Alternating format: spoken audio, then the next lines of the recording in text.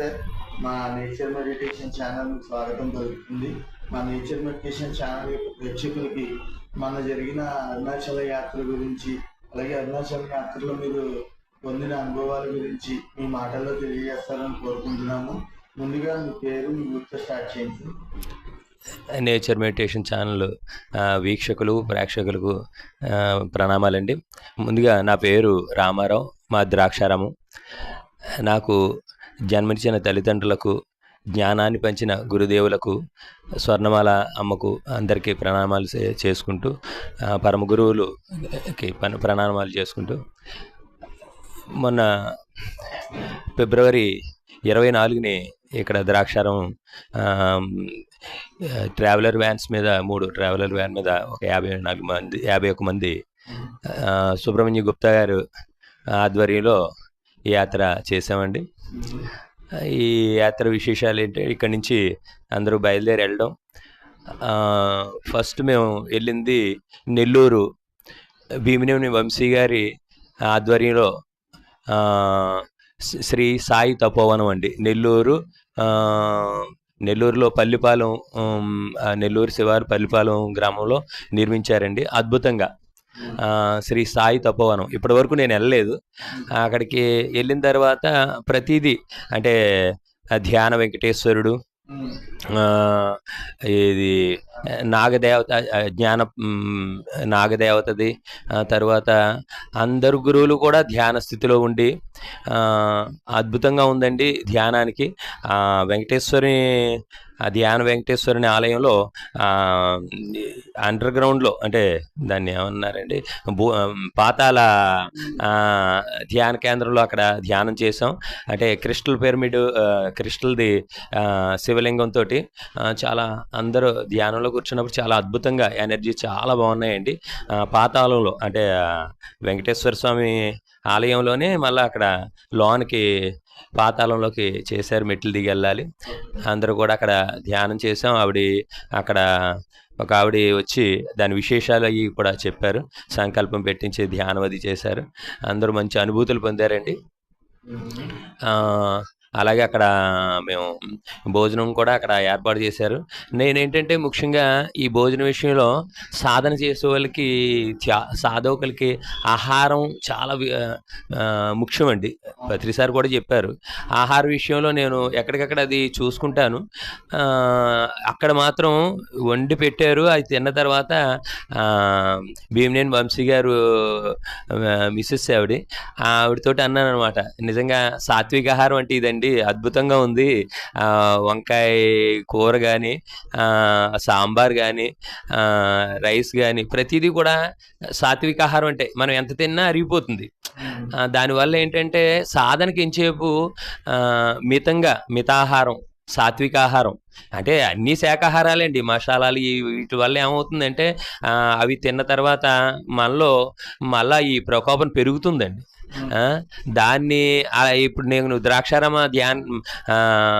ద్రాక్షారామం ధ్యానాశ్రమంలో కూడా అలాగే కూడా 108/108 వస్తుందండి పిరమిడ్.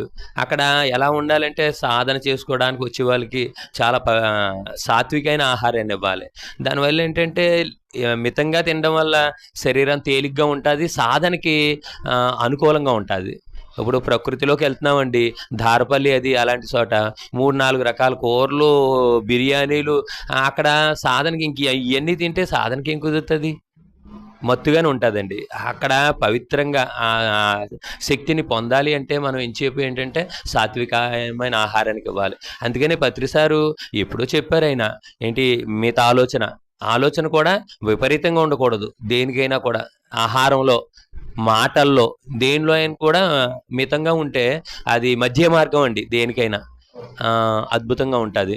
అలాగా అక్కడి నుంచి మేము కాళహస్తి వెళ్ళడం జరిగింది. నైట్ భోజనం వాళ్ళు ఏర్పాటు చేశారు. శివ అద్భుతమైన పిరమిడ్ మాస్టర్, నిజంగా గ్రేట్ వర్క్ చేస్తాడు అతను.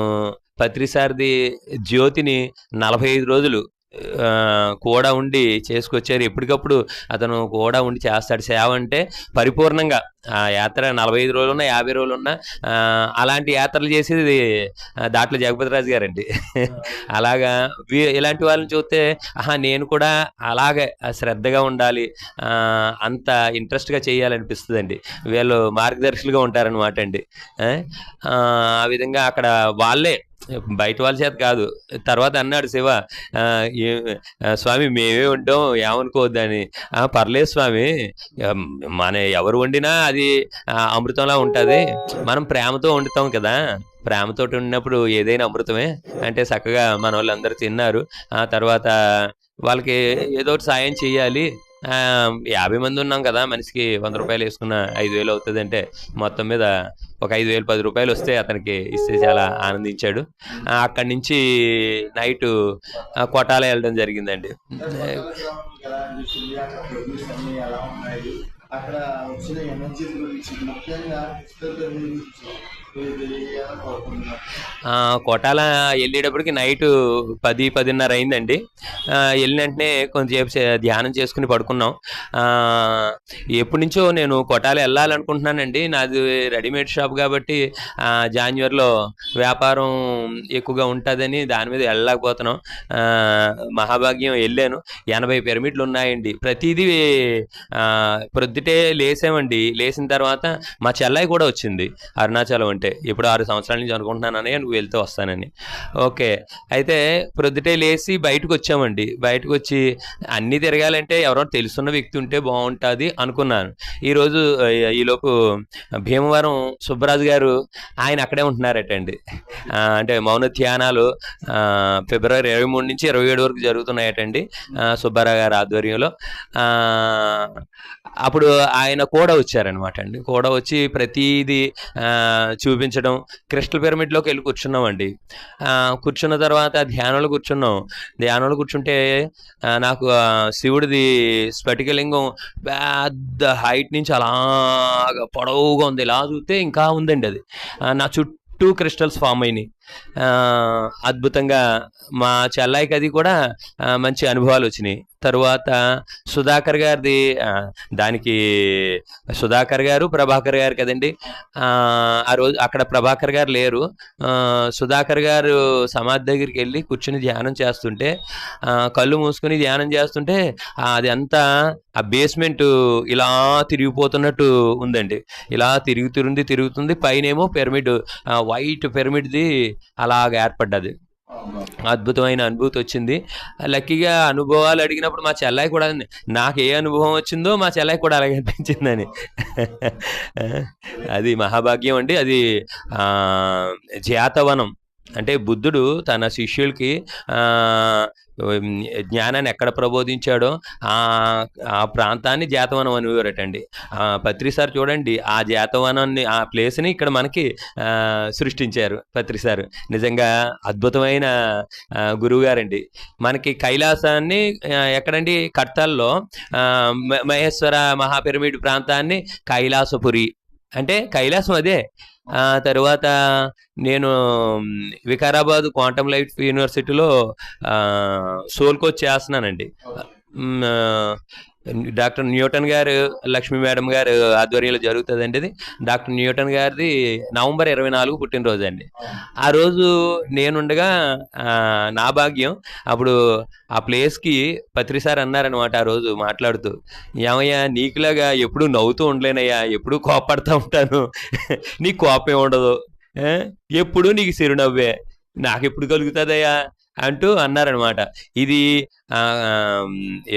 ఇది కర్తలు కైలాసపురి అయితే ఇది వైకుంఠపురి. అంటే ఇదే విష్ణువు లక్ష్మీదేవి, లక్ష్మీ విష్ణువులు ఇక్కడ ఉన్నారు ప్రత్యక్షం, వీళ్ళే లక్ష్మీ విష్ణువులు అని చూపించారనమాట. ప్రతీది కూడా గురువుగారు అటు కైలాసాన్ని, ఇటు వైకుంఠాన్ని, ఇటు జాతవనాన్ని అద్భుతమైన క్షేత్రాలు ఇచ్చారండి. అరుణాచలం అనిపించింది. అరుణాచలంలో అడుగు పెట్టిన దగ్గర నుంచి మీరు చేసిన అంటే ముఖ్యంగా విరూపాక్ష గుహలు కానీ, గిరి ప్రదక్షిణ కానీ, అక్కడ మీరు చూసిన ఆశ్రమాలు కానీ, ప్రతిదీ కూడా మీకు ఎలా అనిపించింది మీరు మాట్లాడారు. ముఖ్యంగా శేషాద్రి ఆశ్రమం, రమణ ఆశ్రమం, వీటి గురించి కూడా తెలియజేయాలి. అరుణాచలం వెళ్ళగానే మరుసటి రోజు ప్రొద్దుటే 5 గంటలకి లేచి బయటకు వచ్చేసామండి. నాతో పాటు 22 మంది వచ్చారు. మిగతా వాళ్ళు సాయంత్రం చూస్తామన్నారు. వచ్చిన తర్వాత శేషాద్రి ఆశ్రమానికి వెళ్ళామండి. అంటే మనకి మన పిరమిడ్ సెంటర్కి ఆపోజిట్లోనే దగ్గరలోనే ఉంటాయండి ఇవి. రోడ్డు మీదకి రాగానే నడుచుకొచ్చేయచ్చు బై వాకే. శేషాద్రి ఆశ్రమానికి వెళ్ళామండి. అది చాలా విశిష్టమైన ప్లేసు. శేషాద్రి మహానుభావుడే రమణుల్ని ప్రపంచానికి పరిచయం చేసిన మహానుభావుడు అటండి ఆయన. అక్కడ ఇంకా విశిష్టత ఏంటంటే శేషాద్రి ఆశ్రమంలో 21 మంది యోగుల సమాధి ఉందటండి. అమ్మో చాలా శక్తివంతం కదా అని అక్కడ అందరినీ కూడా మన వాళ్ళని ధ్యానంలో కూర్చోబెట్టి 2 గంటల ధ్యానంలో కూర్చోబెట్టానండి. మంచి అనుభూతి. ప్రతి ఒక్కరిని ధ్యానం నుంచి వచ్చిన తర్వాత అడుగుతుంటే ఒక్కొక్కళ్ళు తన్మయత్వంతో ఉన్నారండి. వాళ్ళందరూ కూడా ఋషులందరూ వాళ్ళు ధ్యానంలో ఉన్నారట ఎవరి కాళ్ళు. మా చెల్లాయి ఎప్పుడూ అనుభూతి పొందదు. ఇంకా మా చెల్లాయికి అయితే పట్టలేని ఆనందం అని. ఎంత అదృష్టం నాకు నిజంగానే. రమణులే నాకు కనిపించారు. అంత అనుభూతి పొందారండి చాలా అందరూ కూడా. చాలా అక్కడి నుంచి యోగి రామ్ సుకృత ఆశ్రమానికి వెళ్ళామండి. అక్కడికి వెళ్ళిన తర్వాత అక్కడ దర్శించుకుని మళ్ళీ అక్కడ టిఫిన్ చేసి రమణాశ్రమానికి వచ్చామండి. రమణాశ్రమానికి వచ్చి ఈరోజు గుప్తా గారు ఏమన్నారంటే 2 అయ్యేటప్పటికి వచ్చేయాలి, మనం 3 గంటల నుంచి ప్రసాదం పంచుదామన్నారు. అంటే 1,00,000 అరిసెలు పంచాలి అని వెళ్ళిన కాన్సెప్ట్ అదండి అని చెప్తే అక్కడి నుంచి రమణాశ్రమానికి వెళ్ళి అక్కడ ధ్యానం చేసుకుని అక్కడి నుంచి విరూపాక్ష గృహాలకు వెళ్ళామండి. విరూపాక్ష గృహాలకు వెళ్దామంటే అయ్యి బాబోయ్ మేమైతే పైకెక్కి దిగలేమండి, మాకు నడక అవ్వదు అని వీళ్ళందరూ అన్నారండి. అంటేని అలా కాదు వచ్చేవాళ్ళు రండి అలా చెప్తే వీళ్ళ వల్ల వాళ్ళు రావట్లేదు కదా, ఈ తోడుగా ఉండాలని ఈయన వాళ్ళ అన్నయ్య వీళ్ళందరూ కూర్చుంటున్నారు. అప్పుడు నేను ఒకటే చెప్పానండి, అమ్మా చీమ తనకన్నా 2 రెట్ల బరువుని మోస్తుంది. ఇప్పుడు సీమ దాన్ని చూసి నేర్చుకోవాలమ్మా, చిన్నదే కానీ క్రమశిక్షణలో అన్నీ లైన్గా నడిచి వెళ్తాయి. ఆహారాన్ని వర్షాకాలంలో అవి సంపాదించుకోలేవు కాబట్టి కష్టం కాబట్టి ఈ 6 నెలలు ఏం చేస్తుందంటే దాని ఆహారాన్ని ఎంత బరువైనా అది తీసుకొచ్చి ఒక చోట పెట్టుకుంటుంది. అలాగేంటంటే ఇప్పుడు నేనున్నాను, నేను 50 కేజీలు ఉంటాను, 100 కేజీలు ఎత్తుకోగలనా అంటే నా భావన అయిపోయి అని. మరి 100 కేజీలు మోసేవాళ్ళు ఉన్నారు కదా, ఇప్పుడు మనుషుల్లోనే 100 కేజీలు మోసేవాళ్ళు ఉన్నారు, నేను 25 కేజీలు మోస్తాను అంటే నా భావన ఏంటంటే నేను 25 మోయగలను, లేదంటే బరువు. నేను సేవలో ఉంటానండి, ఎక్కడైనా అన్నదానంలో పెద్ద గిన్నెలు ఉంటాయి, వెళ్ళి కాసేస్తాను. పక్కన వాళ్ళు అంటూ ఉంటారు పట్టగలవా అని, పట్టేస్తాను. అంటే నాకు ఇది మొయ్యగలను మొయ్యలేను అన్న ఫీలింగ్ ఉండదు, మోస్తాను అంతే. అక్కడ చేయడానికి వెళ్ళేది సేవ. అలాంటి అనుభూతి ఉండాలి ఎవరికైనా. ఆలోచన బాగుంటే ఇక్కడికి రావడమే, ఆయన అనుగ్రహం లేకుండా రావు. అటువంటిది ఆ శివుని అనుగ్రహం ఉంటేనే ఇక్కడికి వచ్చాం. మరి ఇక్కడి నుంచి వెళ్ళగలమా లేవు కదా అంటే మీరు మీ శక్తిని మీరే తగ్గించుకుంటున్నారు. ఆంజనేయ స్వామికి కూడా తెలియదు నేను ఇలా ఈ సముద్రాన్ని లంఘించి వెళ్ళి సీతను కనుగొంటానని. జాంబవంతుడు ఇలాంటి మహాశైలు అందరూ చెప్తే నువ్వు సామాన్యుడు కాదు, నీ దగ్గర అంత శక్తి ఉంది అని చెప్తేనే ఆయనకి ఆ శక్తి తెలిసింది అని చెప్పి అలా చెప్తే అయితే మీతోటి వస్తామండి అన్నారు కొంచెం నెమ్మదిగా. అలాగే అందరూ కూడా వచ్చారండి, ఎవరు కూడా ఆగలేదు. విరూపాక్ష గృహాలు ఎక్కాం, మళ్ళా దిగాం, చేసాం. అదేవిధంగా సాయంత్రం కూడా అలాగే అయిందండి. మేము విరూపాక్ష గృహాలకు వచ్చేసి మళ్ళీ వెళ్ళిపోయామండి. వెళ్ళిపోయిన తర్వాత భోజనం చేసిన తర్వాత మా చెల్లాయికి వాంతులు అయ్యాయి, డైజెషన్ అవ్వక. తర్వాత అన్నారు మా వాళ్ళందరూ మీ చెల్లాయి రాదేమో అండి అని. రాకపోవడం ఏంటి, మీకన్నా ముందు ఉంటుందండి అని చెప్పాను.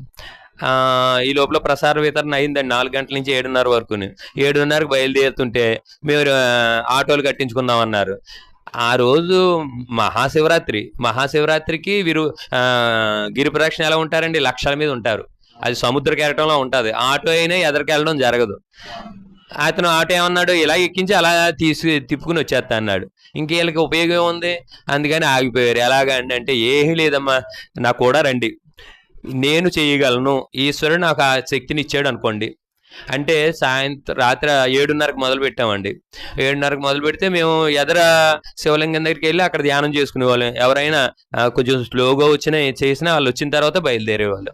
అలాగా 22 మందిని తోటి మొత్తం గిరిప్రదక్షిణ చేసామండి. తెల్లవారుజాముని 6:30కి రూమ్ చేరాం. ఆ తర్వాత ఒక ఆవిడ చెప్తుంది, ఆవిడకి నడుమంతా నిప్పటండి ఎప్పుడు.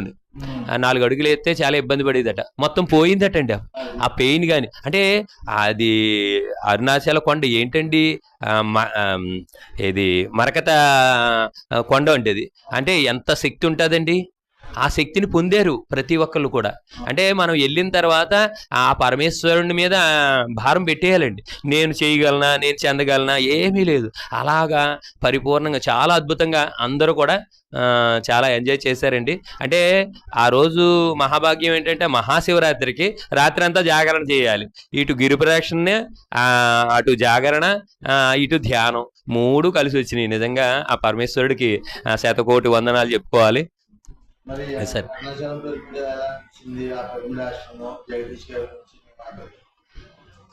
అరుణాచల పిరమిడ్ అదంతా కూడా మనకి రమణాశ్రమానికి దగ్గరండి.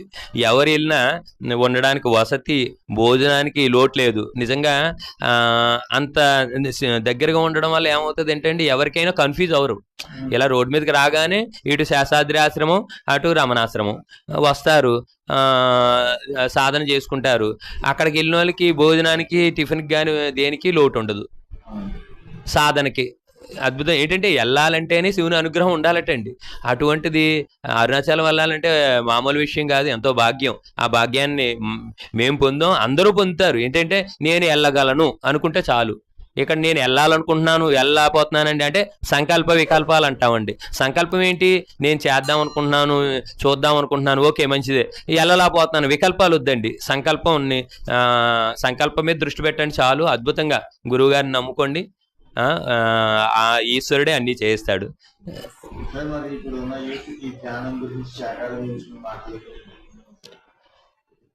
ధ్యానం గురించి అంటే ధ్యానం